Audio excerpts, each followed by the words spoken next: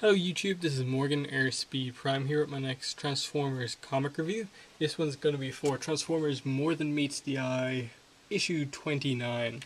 So let's get straight into this with the cover I chose. In this case this week, you can obviously tell by how late this video is coming out, I wasn't able to get the comic on Wednesday. I actually only got it today, Friday. And the only cover that I went to, I had to go to a different comic shop than I usually go to, they had was the retailer incentive cover. So this was like a third on my list of the three covers that were available in terms of me actually wanting it. It's a Marcelo Mathieu cover. It's a nice image. Just Hardhead's not even in the book. The rest of the characters are, but like, what's Thundercracker doing here? It's just a really weird image. Like, it's just a cover. It's got nothing to do with anything really. The other covers are a lot more interesting. You have the cover A by Alex Milne, which is just Megatron and Tailgate, which I think there's a little bit of a confusion. The solicitation for this book, it's like it describes another issue than this one, and I think this cover may have been for like a different scripting of this issue, or I'm not sure. But cover B, the subscription cover by Nick Roche, was the one I actually wanted if I had a choice.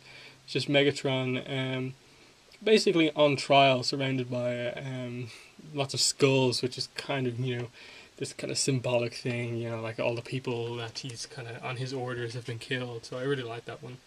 But this isn't too bad of a cover, I suppose. It's the first retailer incentive cover I've ever got as well. But yeah, anyway. First thing I would just want to say about this, in terms of general thoughts, are just that I did like it. This is World Shut Your Mouth Part 2. I believe so. The three-parter kind of opening here, opening arc to season 2 of More Than Meets the Eye is going to end next month. It's called World Shut Your Mouth Part 2, Words Hang in the Air, which is pretty interesting. But yeah, good, solid middle part of this kind of trio.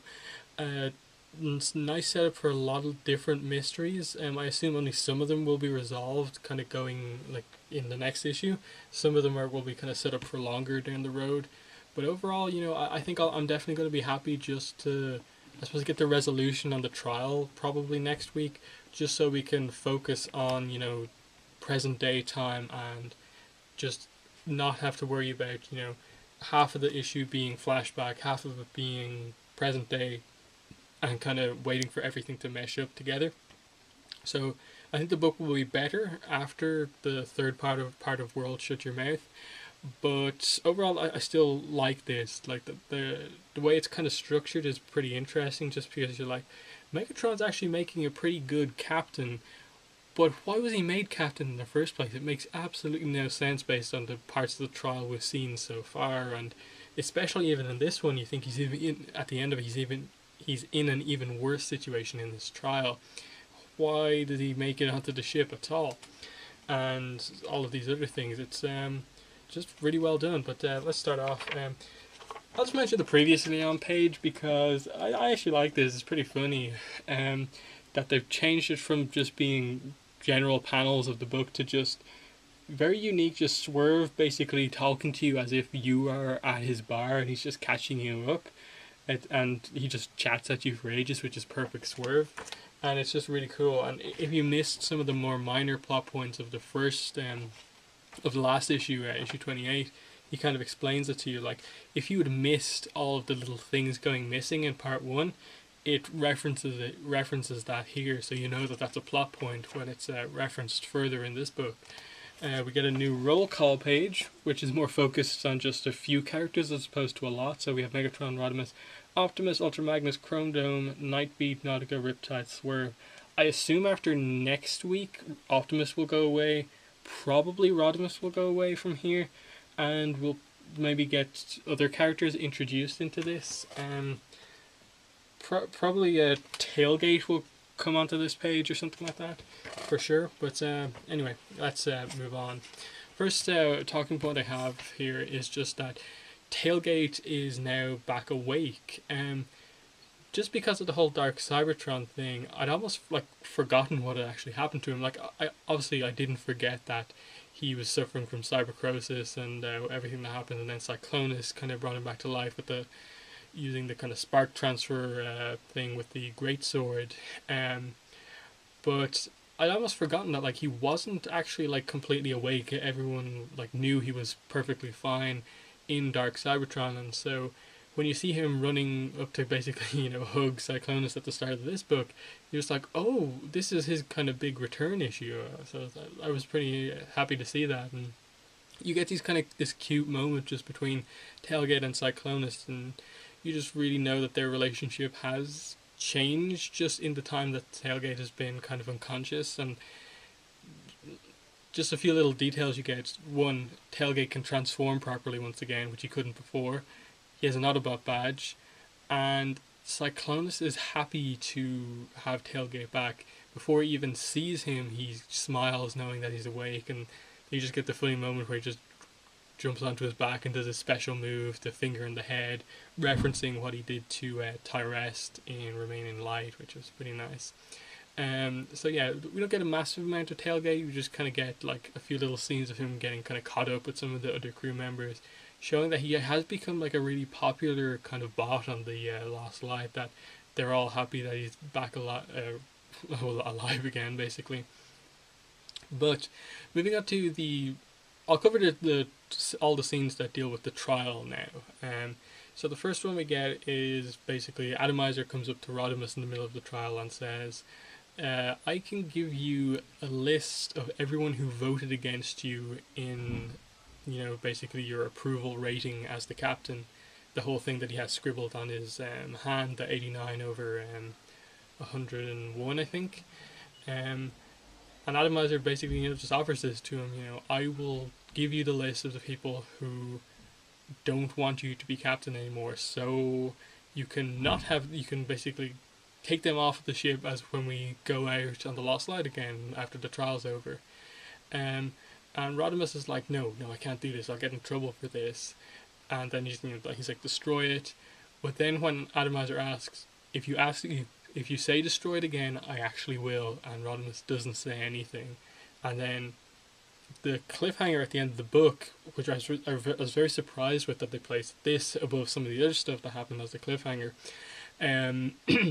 The cliffhanger is that Rodimus actually reads it. He's reading the list, so that's going to be something going down the line, which makes me believe that we'll probably get a lot more flashbacks. I think I said earlier on that Rodimus might go away from the cover and he might not be a main character anymore, but it seems like we probably will get a lot of focus on Rodimus kind of on this kind of story on his own, so there will be kind of multiple story arcs going on potentially, or something like that. But definitely interesting to see where they go there, and who he discovers is on the Lost Light, or wanted to go back on the Lost Light, who voted against him, basically trying to undermine him. That's going to be cool to see. Next, then we get a couple of pages, a lot of dialogue from Starscream as he's basically asked to speak at the trial, and he's there as a kind of defense for Megatron, which is pretty interesting. And effectively over all of this speech, which is really, really nicely done, he starts off focusing on himself, and Ultra Magnus is like, he's grandstanding, and Optimus is like, I agree, get to the point. And so Starscream then just proceeds to completely, break Megatron down with words, and saying, you claim he's done all this amazing stuff, but he failed. He didn't finish the war. He started it, lost control, and now look where he is. Basically, he failed completely, and he goes into a lot more detail than that. But you get shots of Megatron slowly becoming more and more, I wouldn't say annoyed, but just kind of accepting, kind of like saddened by what he's hearing here, that like he to some extent believes it's true.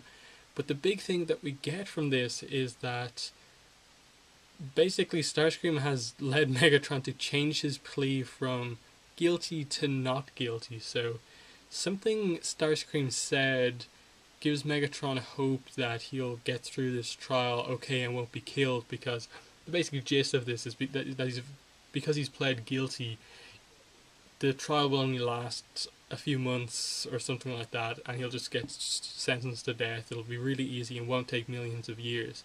But now that he's changed his plea, he thinks he has a chance, and doesn't want to just accept it and go along with what everyone else is saying, basically. And definitely going to be interesting to see what was the part of this kind of breakdown by Starscream that led Megatron to change his mind, and what makes him think that he's going to make it through this all right. Maybe he'll do something like, I think the only thing I can think of is that he's probably going to say something like, I started this riot and this war and stuff like this, and even though my original goal failed, the great situation they have now on Cybertron with Nails, Decepticons, Autobots living reasonably peaceful together, wouldn't have been possible if he didn't do that. And so they're going to have to kind of reluctantly kind of say, we can't pardon you from everything, but we see that you had some good kind of point there in this whole thing. And so they kind of exile him to be the captain of the Lost Light. So he's away from Cybertron, not annoying anyone, but he's doing something good. I'm not sure. It's going to be very interesting to see how he gets through the trial without anything happening.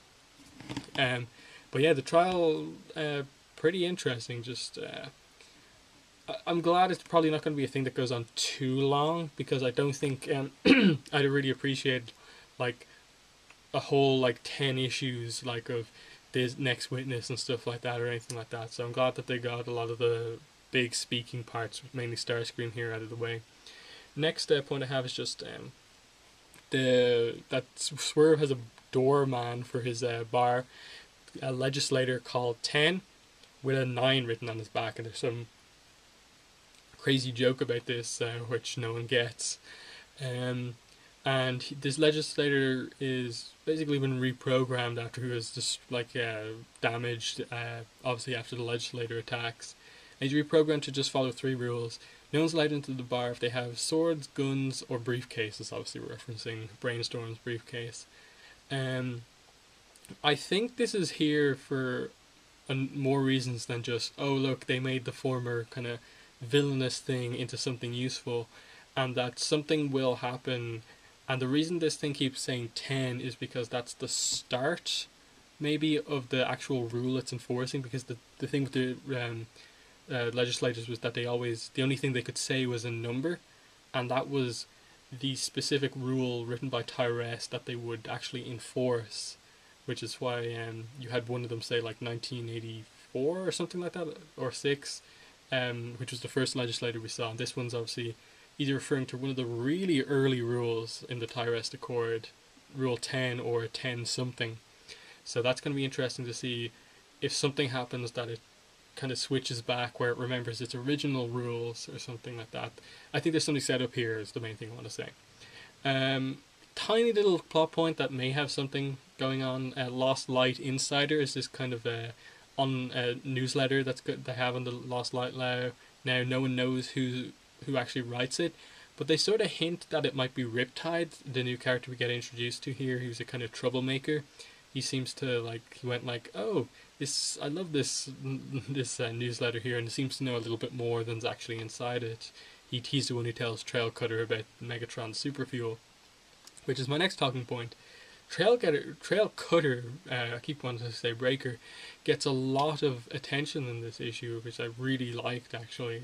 After he got a spotlight, which I really enjoyed, and a few little moments early on in season 1 of More Than Meets the Eye, but I'm happy that he's kind of got an increased role here.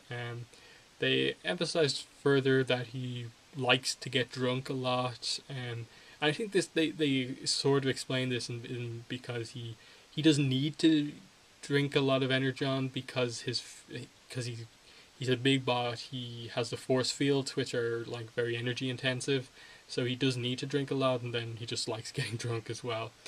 And he decides once he hears about the superfuel to just go after it with a camera so everyone else can see it. It's a really kind of unusual kind of thing, and like everyone's looking on.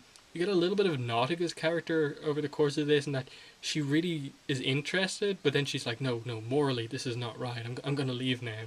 So I'm not sure what they're really setting up with regards to like what Nautica's thing is going to be having her there, but they're setting something interesting up with her personality. So then, of course, the whole thing, when Trailcutter actually gets to the fuel, he finds it. It's special fuel. Megatron has a bunch of it in his quarters. It's marked like Megs '07 something something something. I can't remember it off the top of my head. And then Trailcutter drinks it and spits it out because it's horrible. It's also a different color. Normal Energon is pink. This is green. And then Megatron walks in and is like, "You won't like the taste of that. Put it down." So Megatron's fuel is a big thing. He said that he hasn't. He last issue he said, I'm going to refuel, if you can call it that. So he has an unusual refueling setup. The color of his Energon is different. It tastes funny. It's super specific, like for him, and that he obviously has the whole thing of like he clearly has had his fuel intake moderation chip active for a long time, so he doesn't taste it. So there's a lot of stuff going on with Megatron and his fuel. And the only speculation I have is just that this could be part of the trial, that things that he has to do to basically not be killed. That part of him being exiled on the Lost Light was that the only fuel he can have is this fuel, which limits his power.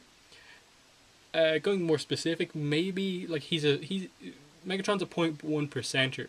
Maybe this special Energon does something where basically he's downgraded just as long as he's on this fuel from being a 0.1%er to just being a normal, reasonably powerful bot, something like that. So he's kind of more on a normal level, and that if something goes wrong, he can be taken down easier. Maybe, I'm not sure.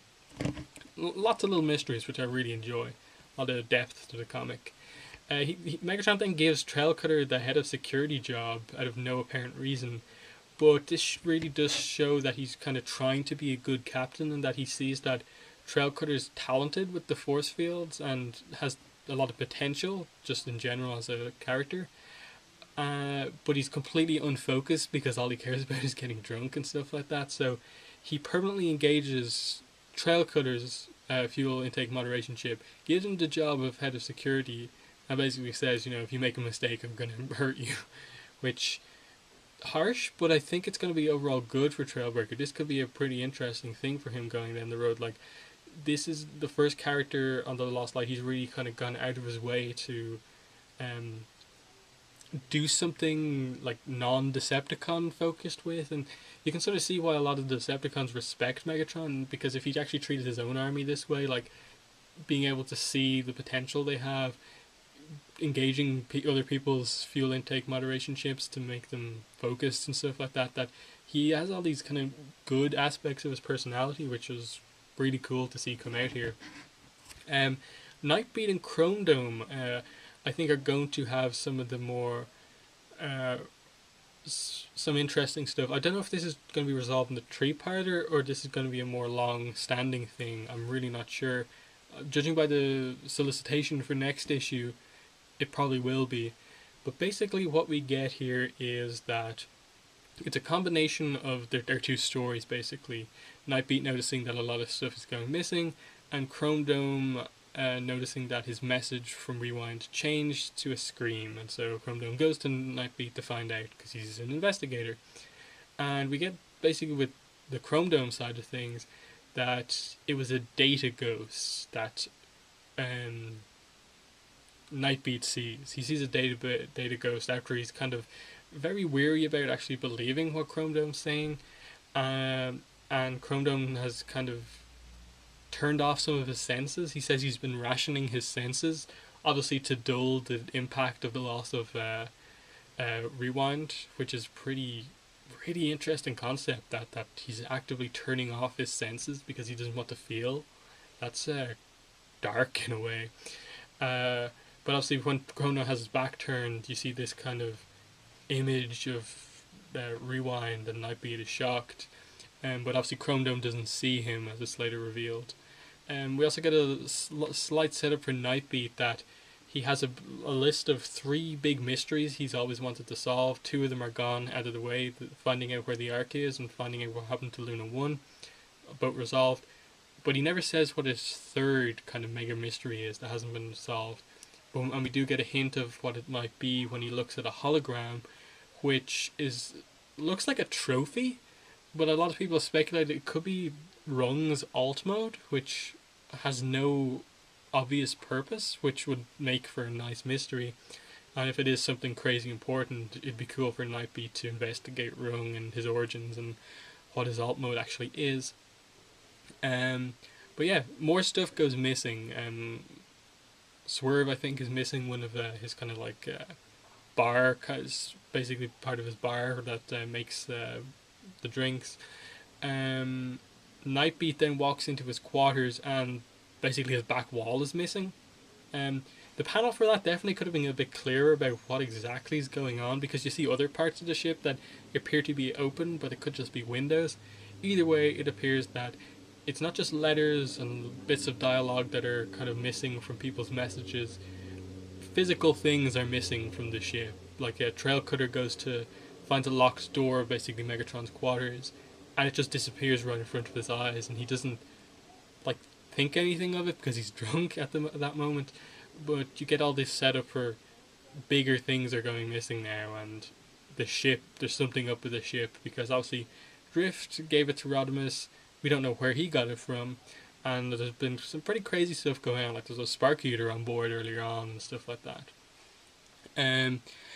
Next, the coffin is open. This is a pretty big reveal, and who's inside but Rodimus's corpse with his head cut in half diagonally by a sword potentially or something like that. I didn't expect this, and this is a pretty interesting reveal, because the obvious thing to do would be like, okay, dead character comes back, but then you go, wait, character who's up in the air about being on the Lost Light for other reasons, like why is he not captain right now? And then he just turns up in a coffin 6 months later, and they get him on board the ship that's now captained by another person. What happened to Rodimus in the past 6 months where he died? And then you have to add in the fact that the message from issue 1, which said don't open the coffin, was sent from the future based on an experiment that went wrong. Rodimus says that he likes lists. He listed off a list of things that not to do, so it could be Rodimus sending something from the future about not opening the coffin because he knew he was going to die. There's some time travel stuff going on possibly here, is what I'm trying to get at before I confuse anyone. But wow, this is pretty dark, and I've seen some people like say like, is Drift involved in this some way? Because obviously the really clean cut has to be probably done by a great sword, obviously. And the only ones we know, like main characters having them, are like Circle of Light, Cyclonus has one now, and Drift of course has one, who hasn't been seen in ages. Drift, who would Rodimus maybe go after once the trial is over and he's not on the Lost Light? Finding Drift and making up with him for what happened. They could just be setting that up as like, make you believe it's that, or what, but either way, Drift has to come back into things. I assume it will be more than Misty Eye that he comes back into. I hope that happens at some point. But yeah, really nice reveal there. Wasn't expecting it to be Rodimus at all, but I think it works really well just because you're going to get such a big reaction, like in the next issue when we actually get people's reaction to who it is, and just general confusion, like how did this happen? And then, the coffin obviously is just kind of manufactured. He's out in the Galactic Rim as well, it's really far away from Cybertron. What happened to Rodimus? But enough about that. Only other thing to really say is that they make a big deal about Starscream's approval ratings are up after the trial, but the Autobots' approval ratings are also up. And potentially the Autobots' approval rating goes down, leading Optimus to leave the planet again, because the trial doesn't go the way that people want. They're happy because Megatron is being put to justice by the Autobots, and Starscream is like actively appealing for him to be killed as well. He gave good testimony apparently. So some pretty big stuff happening in the book, and I like it. It's definitely a middle part in that you get what's this, Obviously, the big payoff here was the coffin is open, but it just presents even more questions, and that's a nice way to do it. But yeah, part three of World Shut Your Mouth is going to be really interesting. Only other thing about art I should mention is that apparently from now on, at least for the next couple of months anyway, colors on the book are going to be done by Joanna LaFuente, not Josh Burcham, which is a little bit disappointing, obviously, because Josh does such good work. But Joanna is probably like the second best colorist IDW have, at least for the Transformers stuff, and so the quality doesn't really drop at all. You can definitely see the kind of coloring is less unique. You can tell every time you read a Josh Burcham book that there's something special about the colors, just in the way they're done. This is just as good quality, just more like solid as opposed to like really special, unique like Josh. But either way, we've got another good colorist on board in Joanna. But yeah. So going into part 3 of this World Shut Your Mouth is going to be issue 30. Here's their kind of preview page on issue 29. And what it says is, evacuation. Is it possible for a starship to object to its captain? That's what the Autobots are asking Megatron, as the Lost Light becomes the most dangerous place in the universe. So apparently the ship itself is getting rid of things.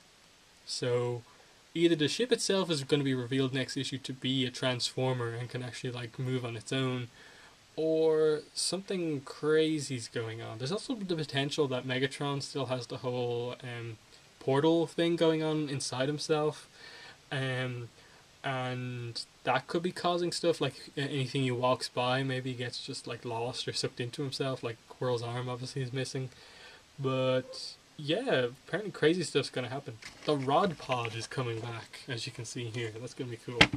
But yeah, More Than Meets the Eye apparently is now going to be the first book every month, which I like. I like obviously getting More Than Meets the Eye as early in the month as possible, because it has been, for the most part, one of the last books to come out. So I'm happy about that. But yeah, I'll be back probably next week if I can get the book on Wednesday to review Windblade issue 2. And then the following week after that, I'll be reviewing Robots in Disguise issue 29. So yeah, that's the plans. That's been this review. Thanks for watching, listening, and bye.